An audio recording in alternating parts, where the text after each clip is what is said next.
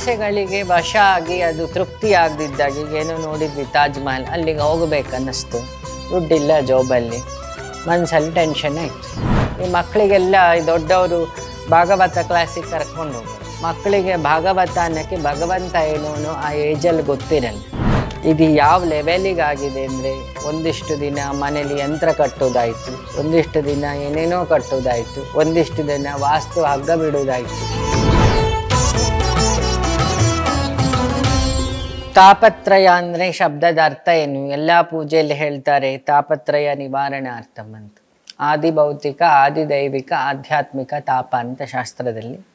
ಆದಿ ಭೌತಿಕ ಅಂದರೆ ನಮ್ಮ ದೇಹದಿಂದ, ಈ ಭೌತಿಕ ಶರೀರದಿಂದ ಬರುವ ತಾಪ. ತಾಪ ಅಂದರೆ ಬಿಸಿ ಅಥವಾ ಟೆನ್ಷನ್. ಇನ್ನೊಂದು ಆದಿ ದೈವಿಕ, ಮನಸ್ಸಿಂದ ಬುದ್ಧಿಯಿಂದ ಬರೋ ತಾಪ. ಇನ್ನೊಂದು ಕಾರಣ ಶರೀರದ ತಾಪ, ಬಂಧನಕ್ಕೊಳಗಾಗಿದೆ ಅದು ಕಾರಣ ಶರೀರ, ಅದರಿಂದ ಹೊರಗೆ ಹೋಗಿ ಭಗವಂತನ ಸೇರುವುದು ಯಾವಾಗ ಅನ್ನೋದು ಟೆನ್ಷನ್. ಭೌತಿಕ ಶರೀರದ ತಾಪಗಳು ಯಾವುದು? ಭೌತಿಕ ಶರೀರ ಅದು ಶರೀರ ಆಗೋದು ಕರ್ಮೇಂದ್ರಿಯಗಳಿಂದ. ಜ್ಞಾನೇಂದ್ರಿಯಗಳ ಫಿಸಿಕಲ್ ಫಾರ್ಮು ಭೌತಿಕದಲ್ಲಿದೆ. ಈ 5 ಇಂದ್ರಿಯಗಳಿಗೆ ಒಂದೊಂದು ಆಸೆಗಳುಂಟು. ಕಣ್ಣಿಗೆ ನೋಡೋ ಆಸೆ, ಕಿವಿಗೆ ಕೇಳೋ ಆಸೆ, ಶರೀರಕ್ಕೆ ಸ್ಪರ್ಶದ ಆಸೆ, ಹಾಗೆ ಕೈಕಾಲುಗಳಿಗೆ ಓಡಾಡೋ ಆಸೆ, ಮೂಗಿಗೆ ಪರಿಮಳ ನೋಡುವ ಆಸೆ. ಸೊ ಪ್ರತಿಯೊಂದು ಇಂದ್ರಿಯಗಳು ಅದರದ್ದೇ ಆದ ಕರ್ಮವನ್ನು ಅದು ಎಂಜಾಯ್ ಮಾಡ್ತದೆ. ಆ ಆಸೆಗಳಿಗೆ ವಶ ಆಗಿ ಅದು ತೃಪ್ತಿ ಆಗದಿದ್ದಾಗ ಈಗೇನೋ ನೋಡಿದ್ವಿ ತಾಜ್ ಮಹಲ್, ಅಲ್ಲಿಗೆ ಹೋಗ್ಬೇಕನ್ನಿಸ್ತು, ದುಡ್ಡಿಲ್ಲ ಜೋಬಲ್ಲಿ, ಮನಸ್ಸಲ್ಲಿ ಟೆನ್ಷನ್ ಆಯಿತು. ಭೌತಿಕದಲ್ಲಿ ಶುರುವಾದ ಆಸೆ ಮಾನಸಿಕ ಶರೀರದ ಮೇಲೆ ಇಂಪ್ಯಾಕ್ಟ್ ಆಯಿತು. ಫಸ್ಟ್ ಟೆನ್ಷನ್ ದುಡ್ಡಿಲ್ಲಲ್ಲ ಅಂತ, ನೆಕ್ಸ್ಟ್ ಟೆನ್ಷನ್ ದುಡ್ಡು ಮಾಡಬೇಕು ಅಂತ, ಒಂದು ತಾಪ. ನೆಕ್ಸ್ಟ್ ಆ್ಯಡೆಡ್ ತಾಪ.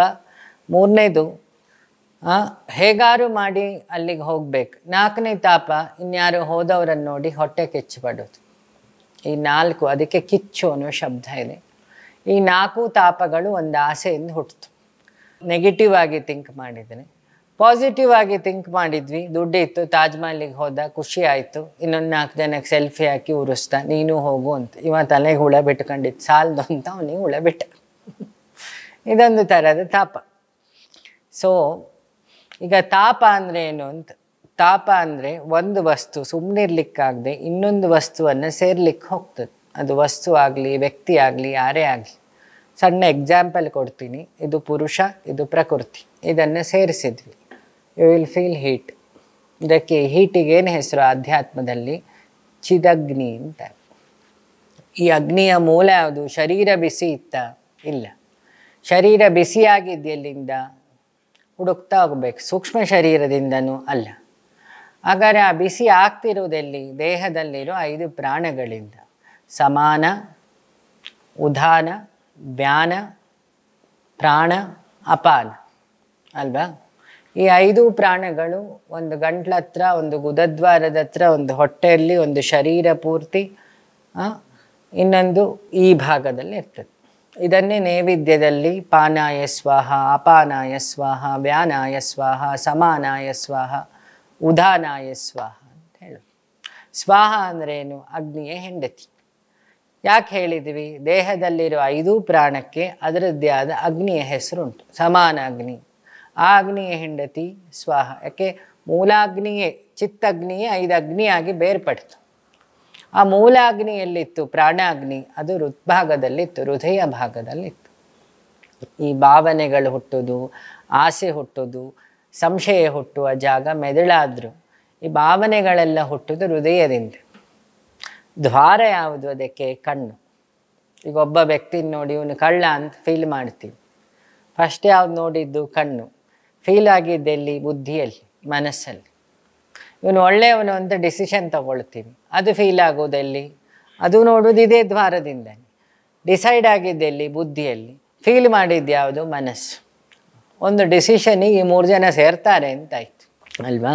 ಸೊ ಈ ಸೇರುವಿಕೆ ಆದಾಗ ಅಗ್ನಿ ತಾಪ ಶುರುವಾಗ್ತದೆ. ಒಂದು ಜೀವ ಶರೀರದ ಜೊತೆಗೆ ಸೇರಿಕೊಂಡ, ಕಾರಣ ಶರೀರ, ಸೂಕ್ಷ್ಮ ಶರೀರ, ಸ್ಥೂಲ ಶರೀರ, ಅದೊಂದು ತಾಪ ಆಯಿತು. ತಾಪತ್ರಯ. ಮತ್ತು ಅದರಿಂದ ಹುಟ್ಟಿದ ಬೈ ಪ್ರಾಡಕ್ಟ್ ಅಲ್ವಾ? ಮನಸ್ಸಿನಿಂದ ತಾಪ ಉಂಟಾಗೋದು ಹೇಗೆ? ಒಬ್ಬನಿಗೆ ಮ್ಯೂಸಿಕ್ ಕೇಳಬೇಕು ಅನ್ನಿಸ್ತು ಅಂದರೆ ಮನಸ್ಸಿಗೆ ಆಹ್ಲಾದ ಕೊಡೋದು. ಯಾಕೆ ಅಲ್ಲಿ ಇಂದ್ರಿಯಗಳ ನೇರ ಸಂಪರ್ಕ ಇಲ್ಲ, ಶ್ರವಣ ಅಷ್ಟೆ, ಕೇಳೋದಷ್ಟೆ. ಬೇರೆ ಇಂದ್ರಿಯಗಳ ಸುಖದಲ್ಲಿ ಕಂಪೇರ್ ಮಾಡಿದರೆ ಅಲ್ಲಿ ನೇರ ಕಮ್ಮಿ, ಕೇಳಿಸ್ಕೊಳ್ತಾ ಇರುತ್ತೆ.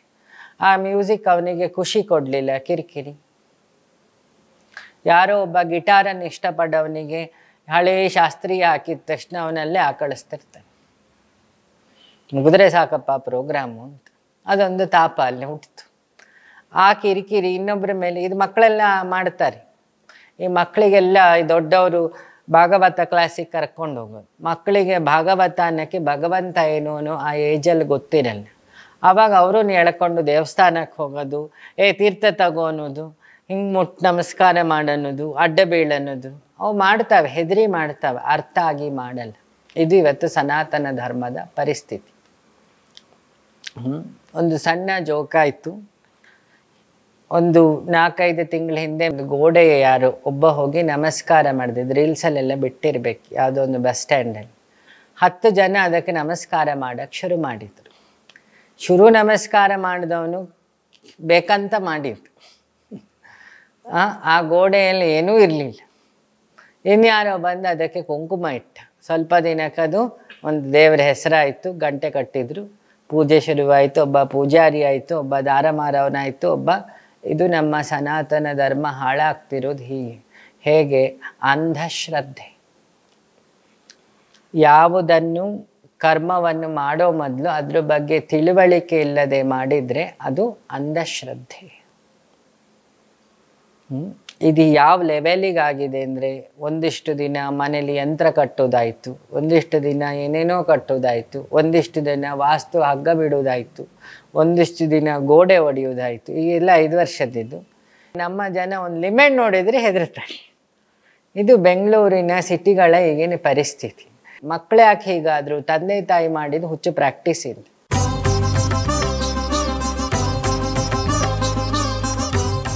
ಒಂದು ಯಂತ್ರವನ್ನು ಹಿಂದೆ ಋಷಿಗಳು ಬರಿಬೇಕಾದ್ರೆ 13-14 ವರ್ಷ ಅನುಷ್ಠಾನ ಮಾಡಿ, ಬೀಜ ಮಂತ್ರಗಳನ್ನು ಮಾಡಿ, ಇದೊಂದು ದೊಡ್ಡ ಎಂಬೆಡೆಡ್ ಸಿಸ್ಟಮ್. ಯಾವುದೋ ಒಂದು ಪ್ರಿಂಟೌಟ್ ತೆಗೆದು ಅದನ್ನು ಫ್ರೇಮ್ ಹಾಕಿ ಕೊಟ್ಟ ತಕ್ಷಣ ಏನೂ ಆಗಲ್ಲ. ಒಂದು ಯಂತ್ರಕ್ಕೆ ಬಲ ಬರಬೇಕಾದ್ರೆ ಒಬ್ಬ ಸಿಮ್ ಕಾರ್ಡ್ ಇದ್ದಾಗ ಅದು ಅಥವಾ ಚಿಪ್ಪು, ಆ ಚಿಪ್ಪಿಗೆ ಬಲ ಬರಬೇಕಾದ್ರೆ ಕರೆಕ್ಟ್ ಕೋಡಿಂಗ್ ಆಗಬೇಕು. ಕೋಡಿಂಗ್ ಆಗಿ ಅದಕ್ಕೆ ಸಾಫ್ಟ್ವೇರ್ ಇರಬೇಕು, ಅಂಥದ್ದೇ ಮೆಟೀರಿಯಲ್ಸ್ ಯೂಸ್ ಮಾಡಬೇಕು, ಮತ್ತು ಅದನ್ನು ನೆಟ್ವರ್ಕಿಂಗ್ ಮಾಡೋದು ಹೇಗೆ ಗೊತ್ತಿರಬೇಕು.